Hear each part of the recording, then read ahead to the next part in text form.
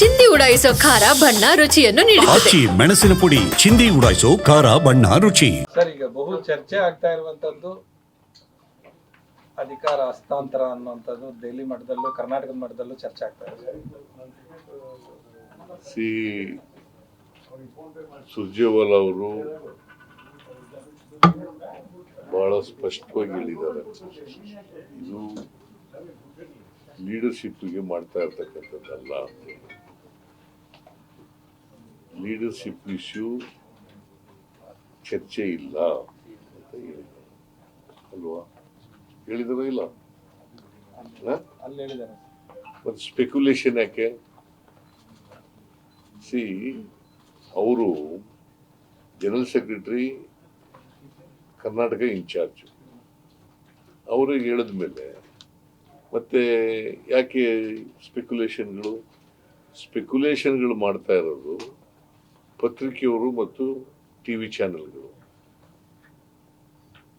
ಅದನ್ನ ಬಿಟ್ರೆ ಪಾರ್ಟಿನಲ್ಲಿ ಇದು ಚರ್ಚೆ ಆಯ್ತಾ ಇಲ್ಲ.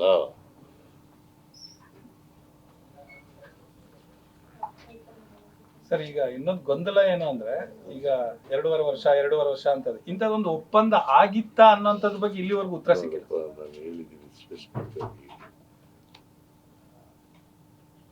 ಹೈಕಮಾಂಡ್ ಅವರು ಏನ್ ಹೇಳಿದ್ದಾರೆ ಅಂತಂದ್ರೆ, ಏನ್ ನಾವು ತೀರ್ಮಾನ ತಗೋತೀವಿ ಅದನ್ನು ಇಬ್ರು ಒಪ್ಕೋಬೇಕು ಅಂತ ಹೇಳಿದ್ದಾರೆ. ಏನ್ ತೀರ್ಮಾನ ತಗೋತೀವಿ ಹೈಕಮಾಂಡ್ ಅದನ್ನು ಇಬ್ರು ಒಪ್ಕೋಬೇಕು. ನಾವು ಹೇಳಿದ್ದೀವಿ ಹೈಕಮಾಂಡ್ ಅವ್ರು ಏನ್ ಡಿಸಿಷನ್ ತಗೊಂಡ್ರು ಕೂಡ ಒಪ್ಕೋತೀವಿ ಅಂತ ಹೇಳಿದ್ದೀವಿ. ಅದನ್ನ ನಂಬರ್ ಆಫ್ ಟೈಮ್ಸ್ ಹೇಳಿದ್ದೀನಿ, ನಾನು ಅನೇಕ ಬಾರಿ ಹೇಳಿದ್ದೀನಿ. ಹೈಕಮಾಂಡ್ ಅವ್ರು ಏನೇ ಡಿಸಿಷನ್ ತಗೊಂಡ್ರು ಕೂಡ ಆ ಡಿಸಿಷನ್ಗೆ ನಾವು ಅವಾಯ್ಡ್ ಆಗಿರ್ತೀವಿ. Will be avoiding the decision of the high command ಅಂತ ಹೇಳಿದ್ದೀನಿ. ಅದನ್ನ ಡಿ ಕೆ ಶಿವಕುಮಾರ್ ಹೇಳಿದ್ದಾರೆ, ನಾನು ಹೇಳಿದ್ದೀನಿ, ಮೊನ್ನೆನೂ ಹೇಳಿದ್ದೀನಿ ಪಾರ್ಟಿ ಮೀಟಿಂಗ್. ಮತ್ತೆ ಸಮಯ ಹತ್ರಕ್ಕೆ ಬರ್ತಾ 2.5 ವರ್ಷ ಆಗ್ತಾ ಇದೆ. ಈ ಸಂದರ್ಭದಲ್ಲಿ ಪುನಃ ಚರ್ಚೆಗೆ ಬರ್ತಾ ಇದೆ.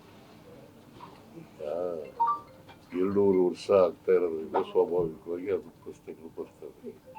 ಇಟ್ ಡಸಂಟ್ ಮೀನ್ ಆ ಥರ ಒಪ್ಪಂದ ಆಗಿದೆ ಅಂತ ಅಲ್ವಾ? ಮತ್ತೆ ಹಂಗಿದ್ರೆ ನಾನು ಮೊನ್ನೆ ಹೇಳಿದೆ, ನಾನು 5 ವರ್ಷ ಪೂರ್ವ ನಾನೇ ಇರ್ತೀನಿ ಅಂತ. ಯಾಕೆ ಹೇಳ್ತಿದ್ದೆ? ಕುರ್ಚಿ ಖಾಲಿ ಇದೆಯಾ? ಈಗ ಚೀಫ್ ಮಿನಿಸ್ಟರ್ ಕುರ್ಚಿ ಖಾಲಿ ಇದೆಯಾ? ಮತ್ತೆ ಯಾಕೆ ಚರ್ಚೆ ನಡೀತದೆ? ನೀವು ಯಾಕೆ ಸ್ಪೆಕ್ಯುಲೇಷನ್ಗಳನ್ನ, ಈ ಗಾಳಿ ಸುದ್ದಿಗಳನ್ನೆಲ್ಲ ಮಾಡ್ತಾ ಇದ್ದೀರಿ ನೀವು? ನಿಮ್ಮ ಪಕ್ಷದ ಕೆಲವು ಅಲ್ಲ, ಶಾಸಕರೇ ನಮ್ಮ ಆ ರೀತಿ ಹೇಳ್ತಾ ಅವ್ರ ಇದ್ದಾರೆ. ಅಭಿಪ್ರಾಯ ಪಾಪ